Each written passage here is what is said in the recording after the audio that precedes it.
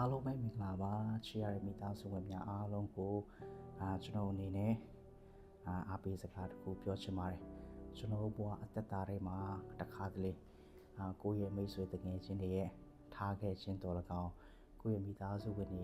ကကိုယ့်ကိုထားခဲ့ခြင်းတော်၎င်းခံစားခဲ့မှုပါသလားကျွန်တော်ကျမတယောက်တည်းပဲကျွန်တော်ဘဝအသက်တာထဲမှာမိသူကမှကျွန်တော်တို့ကို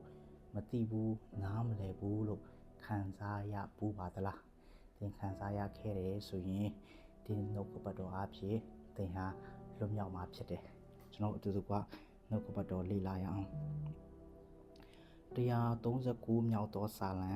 အခန်းငယ်2ကျွန်ုပ်ထိုင်ခြင်းထားခြင်းရာတို့ကိုတည်တော်မူ၏ကျွန်ုပ်အကြံအစီတို့ကိုအဝေးကပင်နားလေတော်မူ၏အာမင်ဒီနှုတ်ကပတ်တော်အဖြစ်ကျွန်တော်ဗာမြင်တွေ့ရလေဆိုတော့ကျွန်ုပ်ထိုင်ခြင်းနဲ့ထားခြင်းလို့သုံးနှုန်းထားတာဖြစ်တယ်ကျွန်ုပ်ထိုင်ခြင်းဆိုတဲ့ຢာကကြတော့ကျွန်တော်တို့အနားယူတဲ့အချိန်ကျွန်တော်အနားယူတဲ့ချိန်ဆိုတာကျွန်တော်တယောက်တည်းရှိတဲ့အချိန်ဒါမှမဟုတ်ကျွန်တော်တို့အိတ်ဆက်တဲ့အချိန်ထိုအချိန်မှာလည်းကျွန်တော်တို့ကိုဘုရားသခင်ကတည်နေတာဖြစ်တယ်ကျွန်တော်တို့ထားခြင်းဆိုတဲ့အရာကကျွန်တော်တို့သွားတဲ့အရာ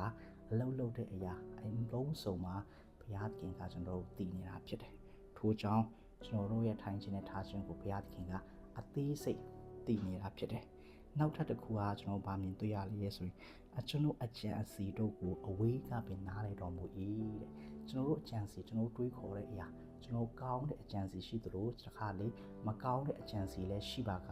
ဘုရားသခင်ကကျွန်တော်တို့တည်နေတာဖြစ်တယ်ဒီနှုတ်ကပတ်တော်ကျမ်းပိုက်အားဖြင့်ကျွန်တော်ဗာမြင်တွေ့ရလေဆိုတော့ကျွန်တော်တို့ကိုအမြဲတမ်းတည်တဲ့သူရှိတယ်